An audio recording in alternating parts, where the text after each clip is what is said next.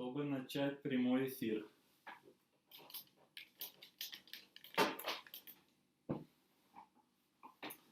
Дорогие друзья, всем добрый вечер.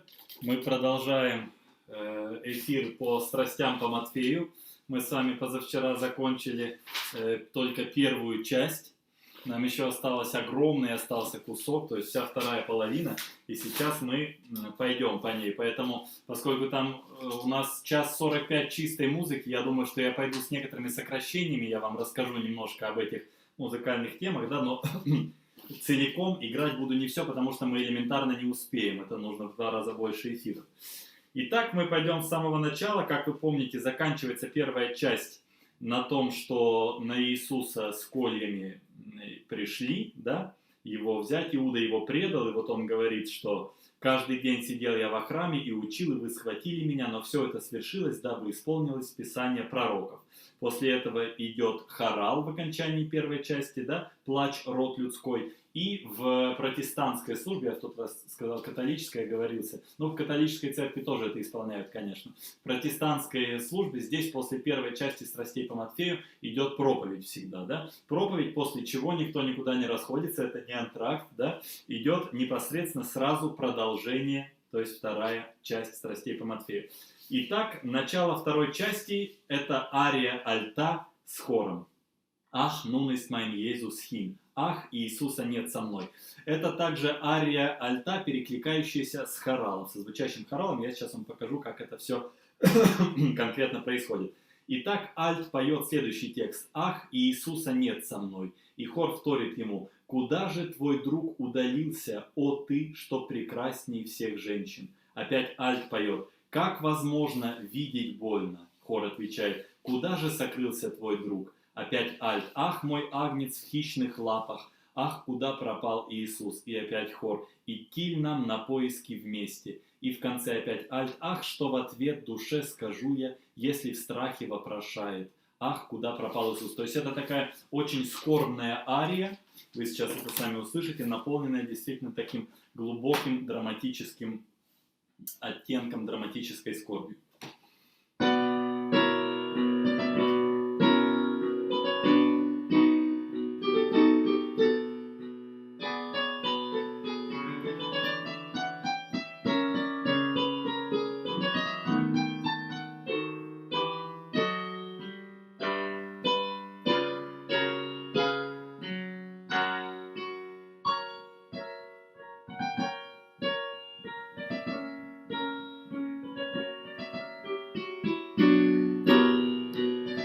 Такие басы здесь все время угрожающие.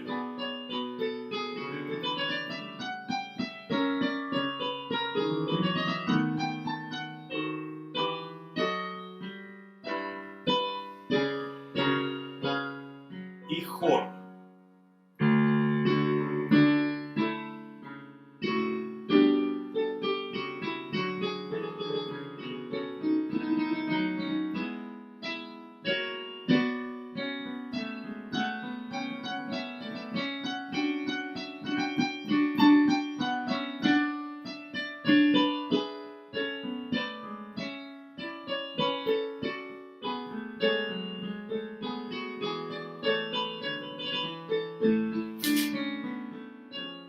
Опять альт.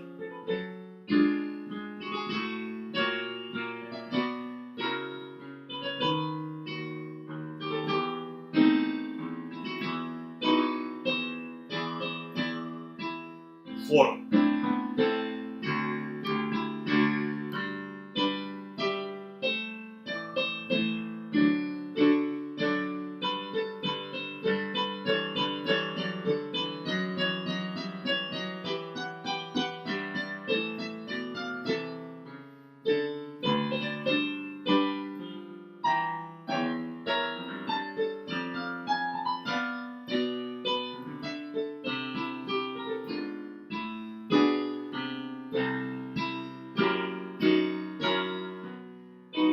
И дальше вот в таком духе продолжается действительно такая очень скорбная ария. Здесь потрясающая совершенно оркестровка. Это поет, играет струнный оркестр флейта, гобой, дамур и орган. Но действительно, вот гобой и флейта, и гобой и дамур, конечно, придают такой оттенок очень глубокой скорби, какой-то тонкости, потрясающей совершенно. Как бы прекрасно не звучали современные инструменты, когда вот мы это слышим в аутентичном исполнении, это действительно звучит просто невероятно глубоко. Слушайте это обязательно в записи.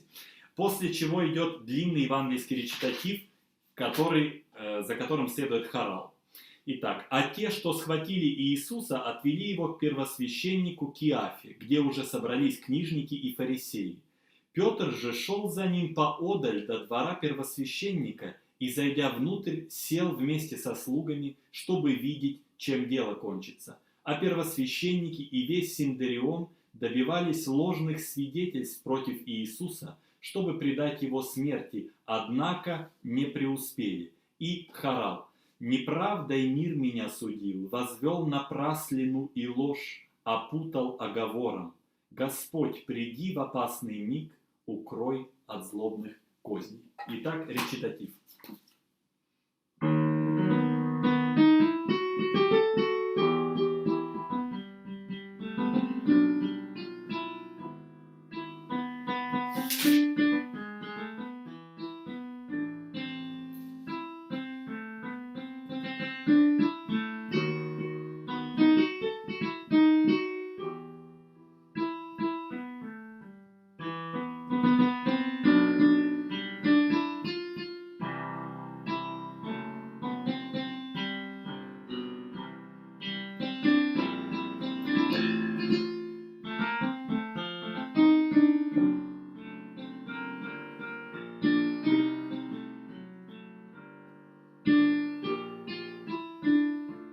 Не нашли упреков, и хорал идет.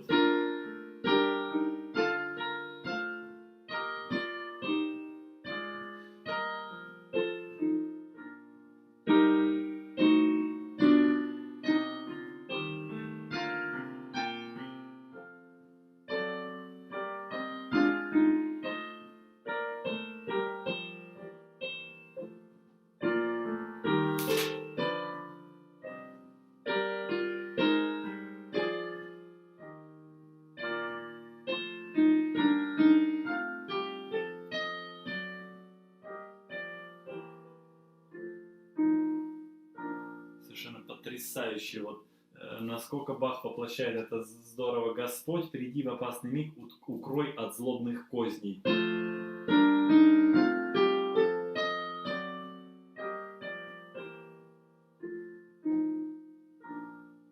Такое умиротворение. После чего идет опять же такой длинный очень кусок, я его буду играть насквозь с комментариями. Да? Это речитатив, в который вплетаются оркестровые куски в исполнении солистов либо хора. Значит, однако не преуспели, вот они хотели предать его смерти, да, добивались сложных свидетельств, однако не преуспели. Однако не преуспели, хотя и много явилось лжесвидетелей. Наконец явились двое, которые сказали: «Этот человек говорил: я могу разрушить храм Божий и в 3 дня восстановить его». Вот посмотрите, я вот этот маленький кусочек сейчас сыграю, речитатив, и потом такая моторная музыка, как будто даже слышно вот это лжесвидетельство, нарочито подчеркнутое такое тараторение как будто. Вот послушайте, сначала речитатив.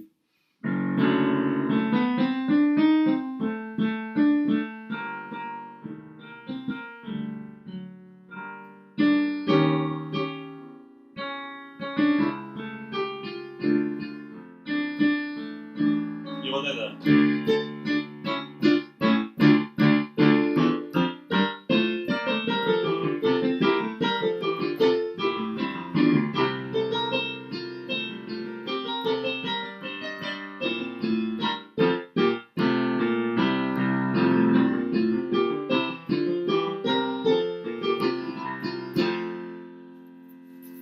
Это вот было... А этот человек говорил: я могу разрушить храм Божий и в 3 дня восстановить его. Дальше. И первосвященник, встав, сказал ему: ты ничего не имеешь ответить на то, что они против тебя свидетельствуют. Но Иисус молчал. Значит, вот...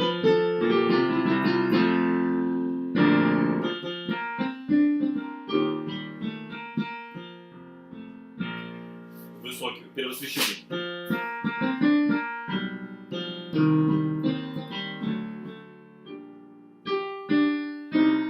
Иисус молчал.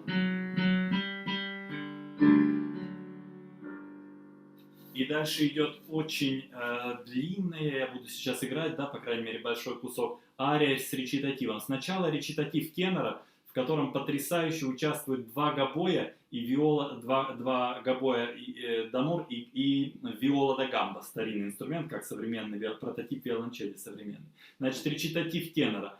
Иисус молчит в ответ на оговоры, нам высказать желая свою божественную волю, принять страдания за нас, а нам в кругу подобных мук, в подобие ему, сносить гонения безмолвно. Вот этот речитатив сопровождается такими аккордами вот, континуо, то есть клавесина, да, виолы да гамба и гобоями. Они вот так подчеркивают как бы молчание Иисуса, а нам в кругу подобных мук, в подобие ему, сносить гонения безмолвно. И тишина все время возникает вот таким образом. И тенор поет. Я сейчас буду играть эти аккорды, да, и тенор.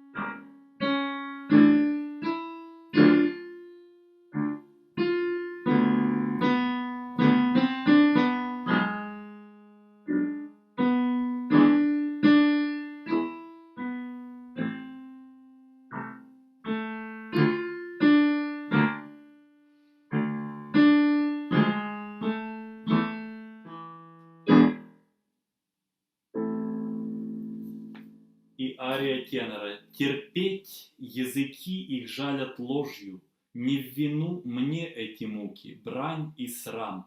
Пусть их сам Господь воздаст, верность сердца отстоит. Вот здесь такой текст. Языки их жалят ложью. И виола да гамба вы сейчас услышите, как будто жалит, как змея. Вот смотрите, как сменяется. Начало мягкое такое. Да, вот еще раз текст. Терпеть языки их жалят ложью. То есть о тех, кто лжесвидетельствует на Иисуса. Это, да?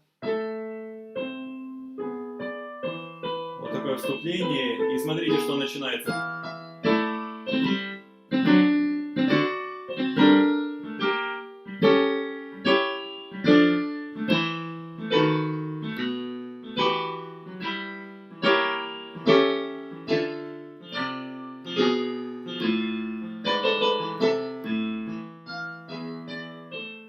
Опять. И вот языки.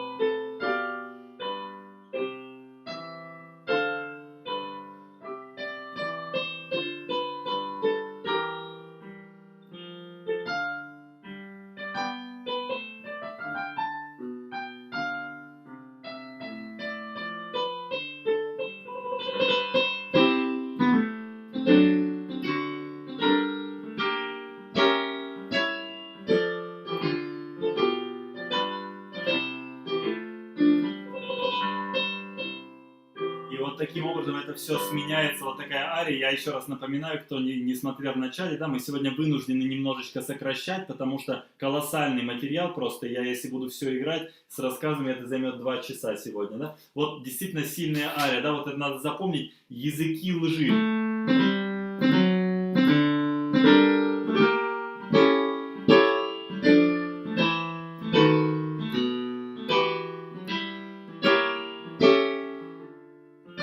из Парсифаля, потом вот это, кстати, будет феноменальное место.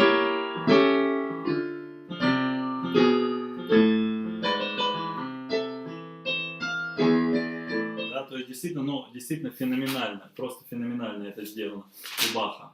Вот таким образом двигаемся дальше. Значит, после арии тенор идет опять евангельский речитатив, длинный, сейчас тоже буду с остановками и объяснениями. «И первосвященник сказал ему: Богом живым заклинаю тебя, скажи нам, ты ли Христос, Сын Божий? Говорит ему Иисус: ты сказал. Более того, говорю вам, отныне узрите Сына Человеческого, воссевшего по правую руку силы и шествующего по облакам небесным». Тогда первосвященник разорвал на себе одежды и сказал: «Он изрек богохульство. Для чего нам еще свидетели? Вот теперь вы слышали богохульство. Что вы решите?» Вот до сюда я играю речитатив.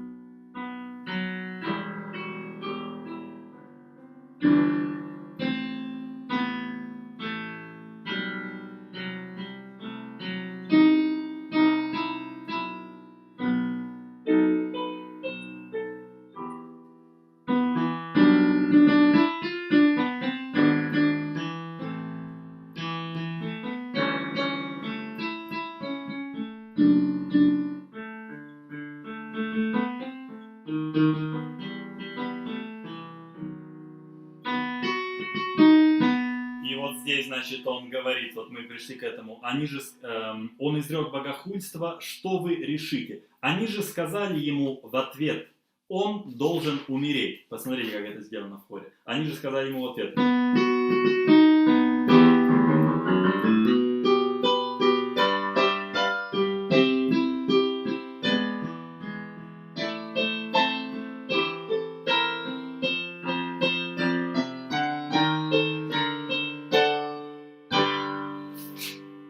дальше опять речитатив.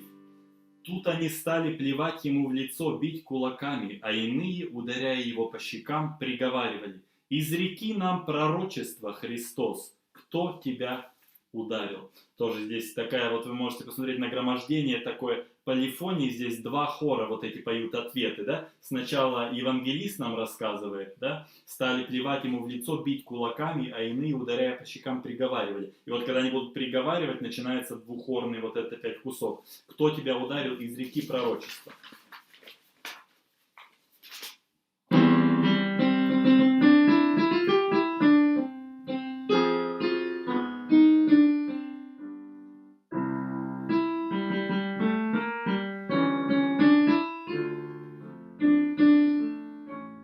Изреки пророчество, кто ударил тебя?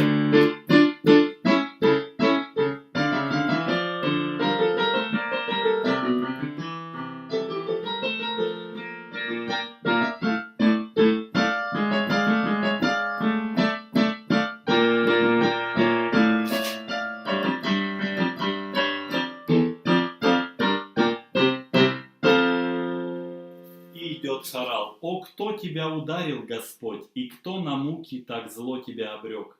Ведь ты, Иисус, не грешник, как мы и наши дети. Злодейства ты не ведал».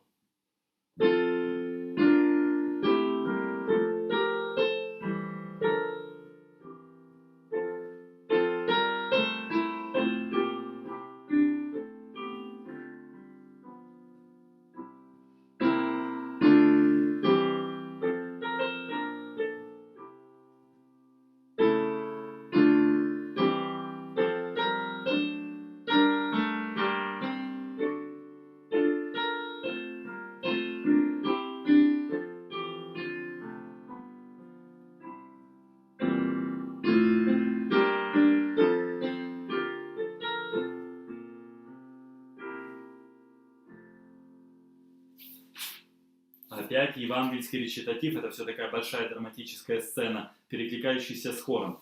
А Петр сидел снаружи на дворе, и подошла к нему одна служанка со словами: «Ты тоже был с Иисусом Галилеянином?» Но он отрекся перед всеми, говоря: «Не знаю, что такое ты говоришь». А когда хотел он выйти из ворот, увидела его другая служанка и говорит тем, что были возле: «Вот этот был с Иисусом Назареем». И снова отрекался он под клятвой: «Не знаю я такого человека». А немного спустя подошли стоявшие и сказали Петру, вот здесь будет хор опять: «Вправду ты из них, вот и по говору можно распознать». Тут Петр принялся клясться самыми страшными клятвами: «Не знаю такого человека».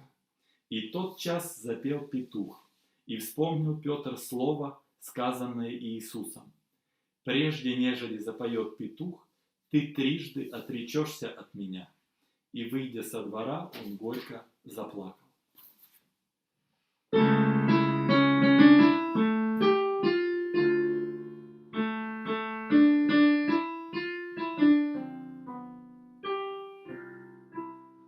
Девушка поет: «Ты был с ними».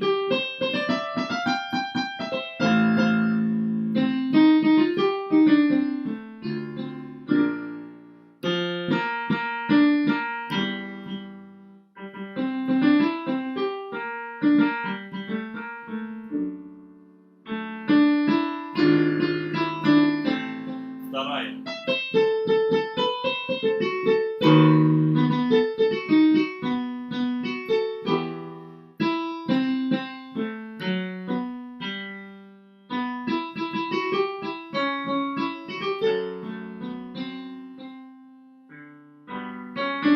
И вот народ поет.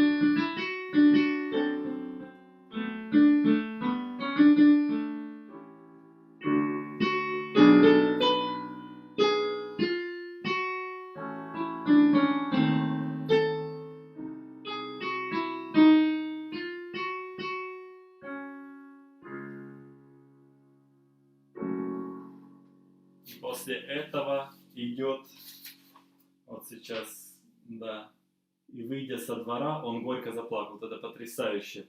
«Прежде нежели запоет петух, ты трижды отречешься от меня». Он вспомнил, и, выйдя со дворя, он горько заплакал. И после этого, я сейчас вам еще раз объясню, да, после этого идет вот эта вот знаменитая ария альта: «Будь милостив, мой Бог, в слезах мое моление, посмотри, длится в сердце пред тобой горький плач». Я, наверное, целиком ее не буду играть, она очень длинная, да, мы потому что можем не успеть, но я какой-то приличный кусок сейчас сыграю. Посмотрите еще раз, значит, Петр вспомнил, горько заплакал, и начинается вот эта ария: «Будь милостив, мой Бог, в слезах мое моление». Вот еще раз текст специально говорю. «Посмотри, длится в сердце пред тобою горький плач». Вот тенор поет: «Вспомнил и горько заплакал».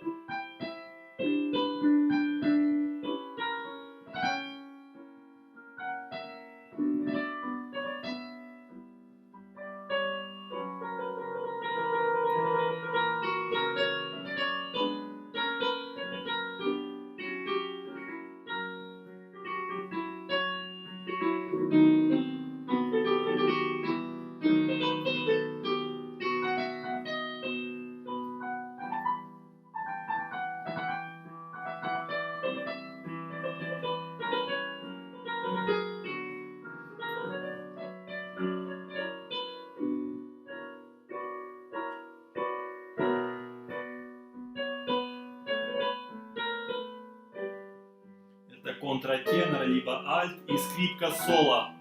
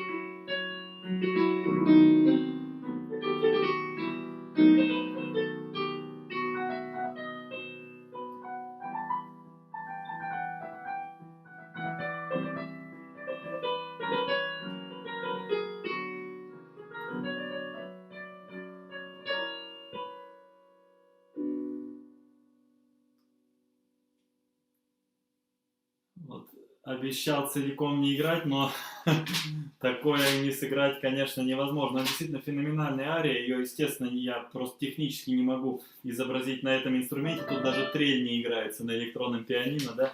И вообще это написано для альта соло, особенно сегодня вот потрясающе, когда это сопранисты или контратенора поют. Это просто, ну, феноменально, вот этот тембр контратеноровый, чистый голос, абсолютно феноменально звучит просто. Двигаемся дальше, потому что мы еще до половины не дошли. Так, после чего, после этой удивительной арии идет хорал. «Нас с тобою разлучают, я же вновь к тебе стремлюсь. Сын твой нам теперь подобен мерой муки и тревог. От вины не отрекусь, но любовь твоя сильней, выше всяких прегрешений, что в себе я вечно вижу». Еще раз напоминаю, кто не смотрел первые два эфира, почему такие переводы иногда как будто кажутся немножко странноватые, да? Это эквиритмические переводы, то есть здесь количество слогов равняется немецкому тексту. Вот этот текст, взяв из книжки, можно положить и петь этот хорал на русском языке. Не надо его придумывать, ничего больше. Распевать, слоги какие-то. Вот этот текст, он полностью равен по количеству слогов.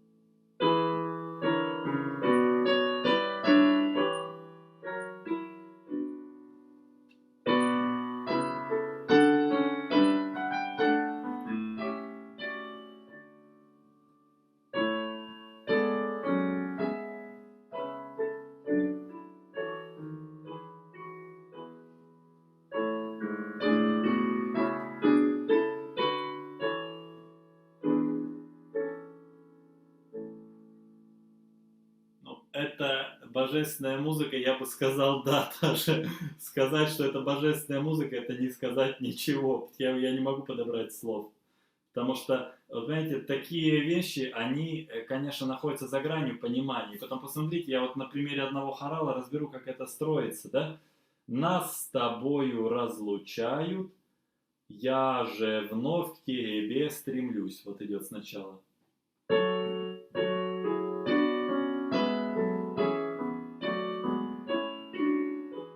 «Я же вновь к тебе стремлюсь».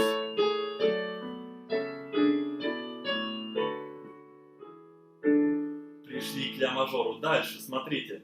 «Сын твой нам теперь подобен мерой муки и тревог».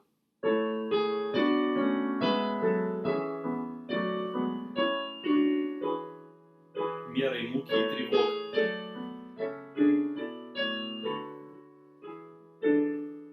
И всегда вот эти остановки у Баха философские, вот надо осознать, что сказали, как бы подумать, да, подождать. Дальше. «От вины не отрекусь, но любовь твоя сильней».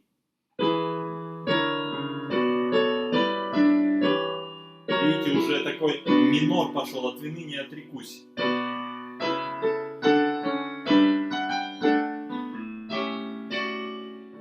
Ну, феноменально.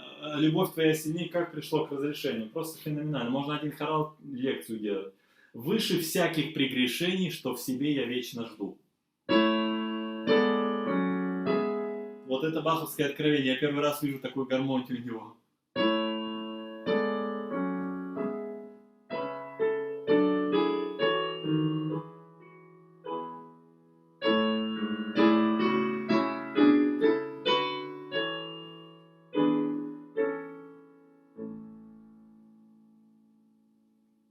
Вот если вас спросят, какое произведение одно бы вы взяли с собой на необитаемый остров, да, или на планету, какое бы вы одно что-то оставили из всей мировой культуры, скажите хорал номер 49 из «Страстей по Матфею».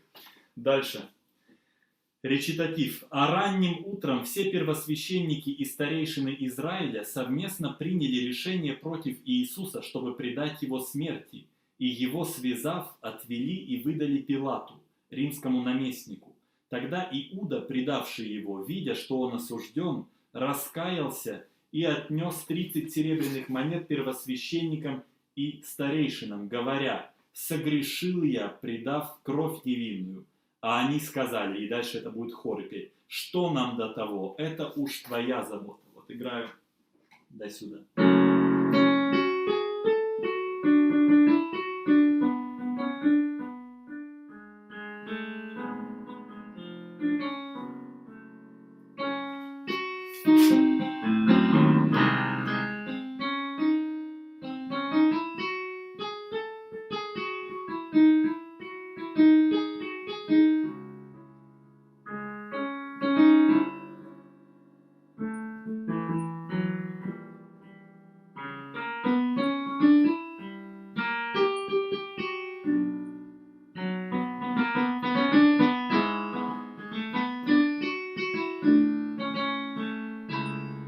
Согрешил я.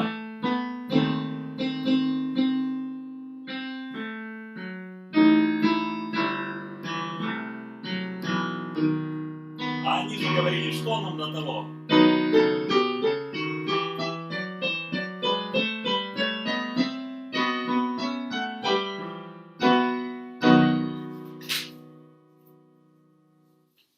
И он, кинув монеты в храме, ушел и удавился.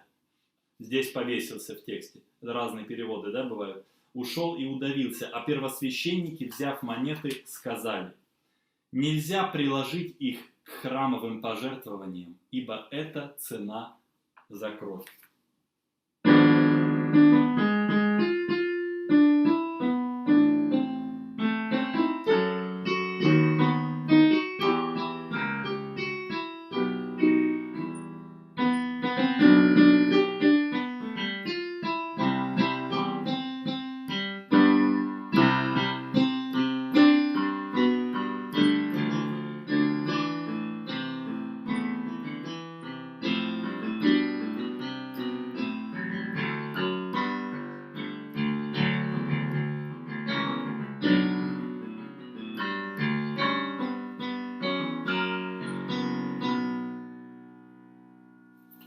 После чего, вот цена за кровь, идет ария баса «Gebt mir meinen Jesum wieder», «Иисуса мне верните».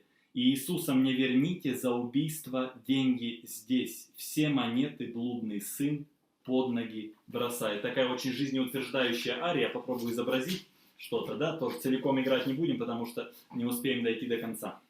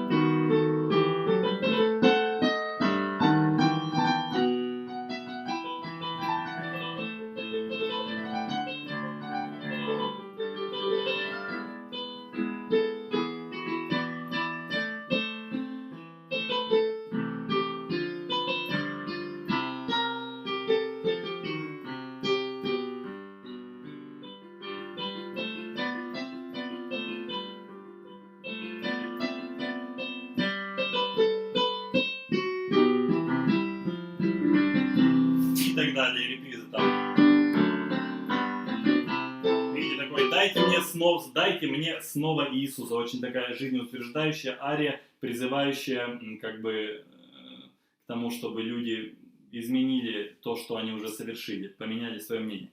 Итак, двигаемся дальше. Ну, здесь много можно говорить по всему. Здесь феноменальная эта ария, она со скрипка соло, вот это вот то, что...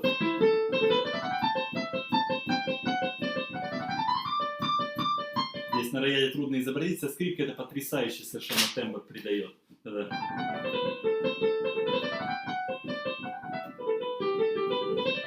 Совершенно феноменально. Слушайте, очень рекомендую всем. Да? Двигаемся дальше. Речитатив.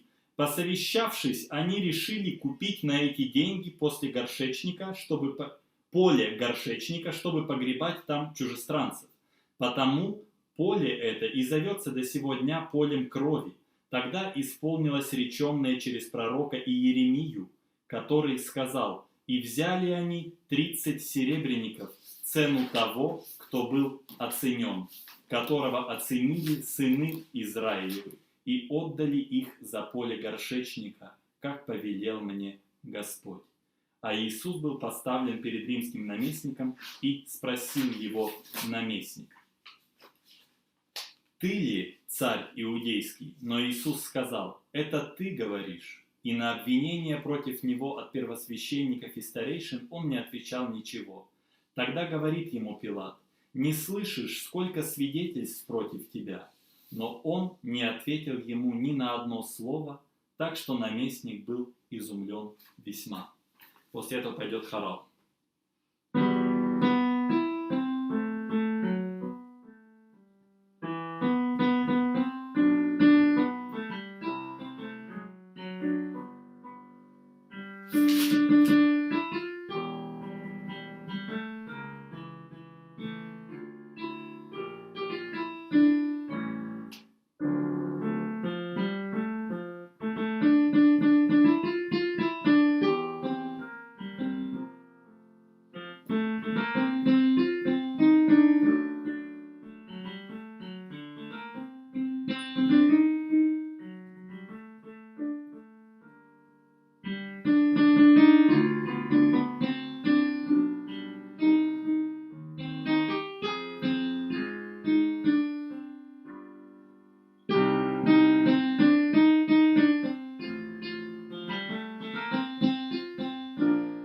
Пилат.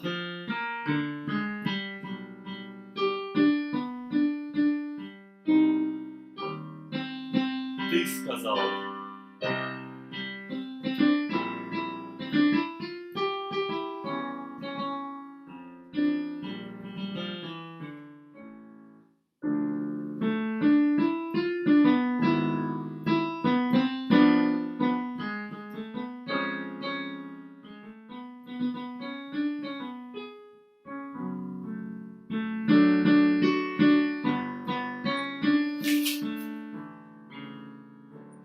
И хорал.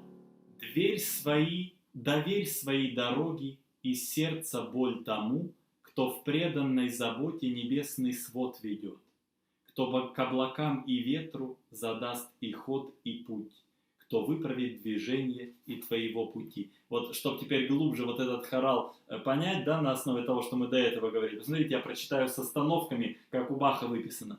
«Доверь свои дороги и сердца боль тому, кто в преданной заботе небесный свод ведет, кто облакам и ветру задаст и ход, и путь, кто выправит движение и твоего пути».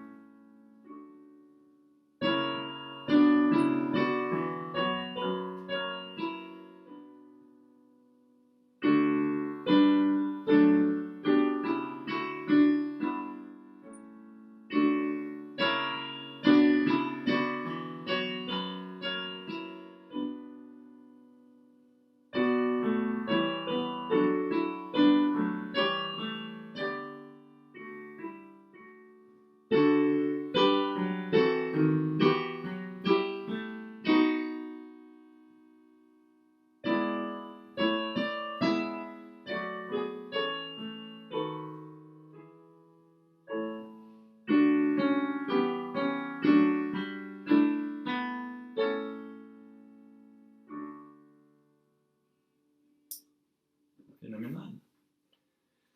А на праздник, речитатив идет, наместник имел обыкновение отпускать одного узника, какого хотел народ.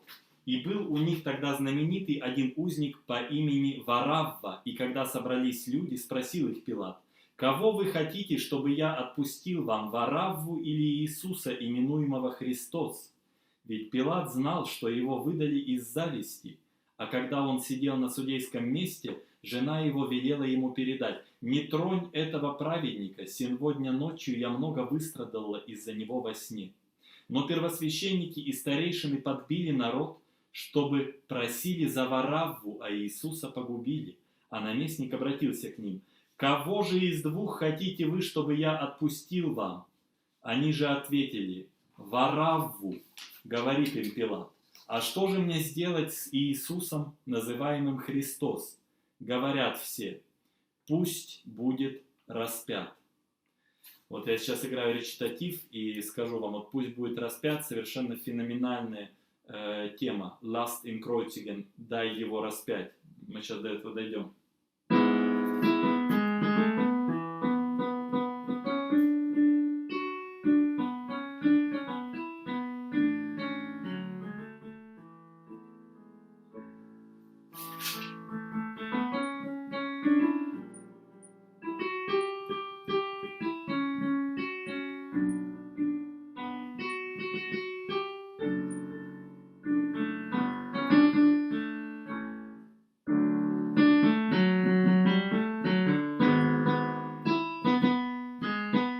Варавву или Иисуса?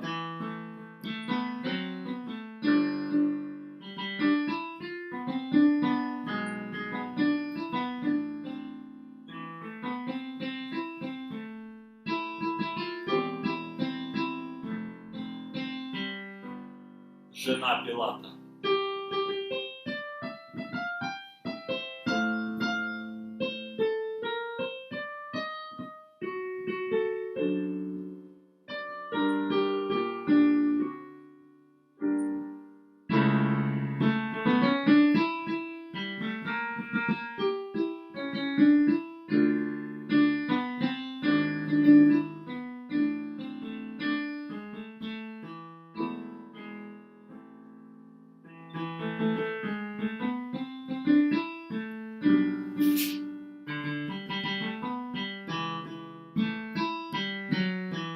Что же мне сделать с Иисусом, именуемым Христос? Они сказали, извините, неправильно я вам сказал, «Кого же вы хотите, чтобы я вам отпустил?» И они сказали: «Варавву», крик хора.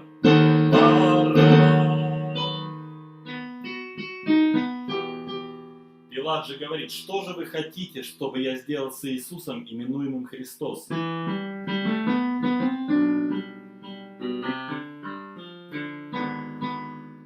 Они же все говорили. И вот дальше такая тема, я сыграю сначала.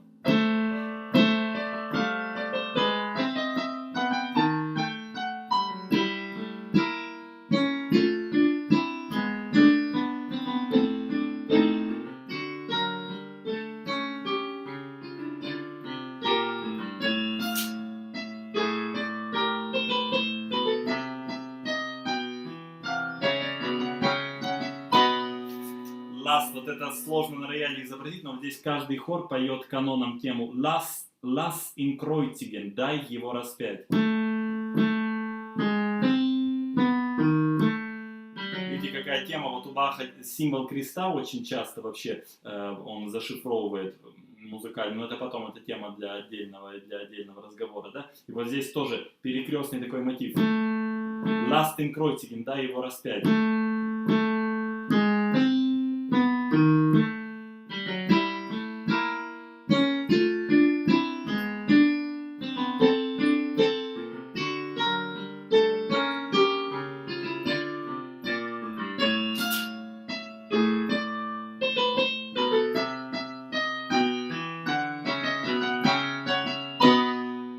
После этого идет хорал. Какая удивительная кара благому пастуху страдать за стадо и Господу квитаться за проступки рабов своих же.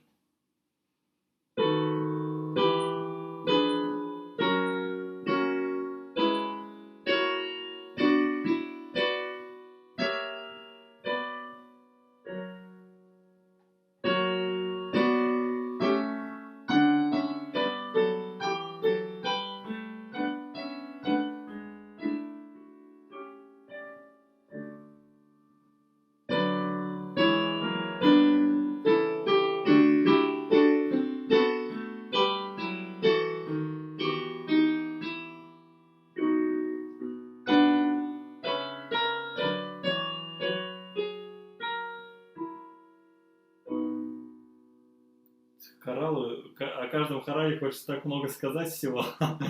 Вот как чисто тональный план, как всегда вот к мажору все это приходит. Ну, действительно феноменально. Как мы сделаем, у меня есть сборник все хоралы Баха, как мы сделаем лекцию отдельно по строению хорала Баха, потому что это чудеса и формы, и гармонии, и полифонии, и такое редко в консерватории проходят, есть как бы курс, да, но вообще мы гармонию по-другому учат в училище и в консерватории, да. Есть, конечно, баховская гармония у теоретиков, я сам проходил, но это мало, да, но вообще это, конечно, баховская гармония заслуживает тем, чтобы ей посвятить всю жизнь буквально, вот феноменально сделано. Именно это как отдельный пласт вот этот текст хоральный и вообще музыка хоральная во всех страстях его, потрясающе. Дальше, значит, пусть будет распят. А тот спросил, что же дурного он сделал?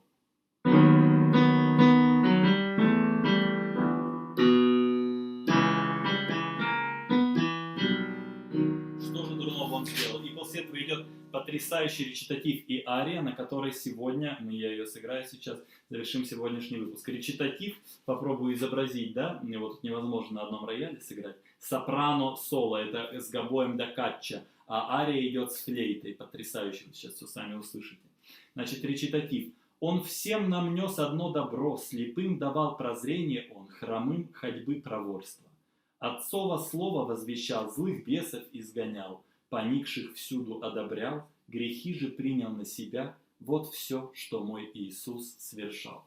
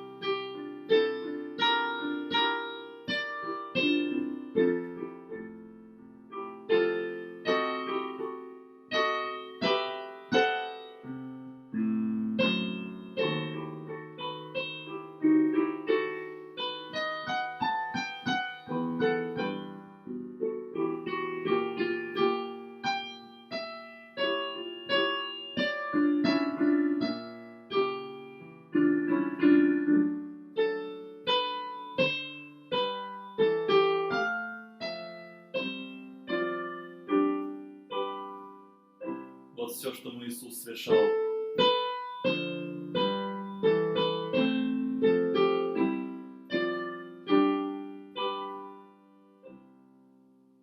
Сильно потрясающий. И ария, на которой мы сегодняшний выпуск передачи остановим. Да? Ария сопрано, «Aus Liebe», с любовью называется.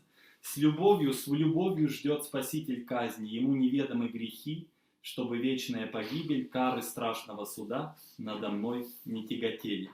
Потрясающая ария, дорогие друзья, у нас осталось до конца этого эфира, по-моему, 5 минут в Инстаграме. Я просто продолжу эту арию играть, я не помню, сколько она идет. Если что, я всех благодарю заранее за эфир, и мы с вами встречаемся послезавтра, в воскресенье, вечером, чтобы дойти страсти до самого конца. Вот сейчас я играю вот эту арию с флейтой.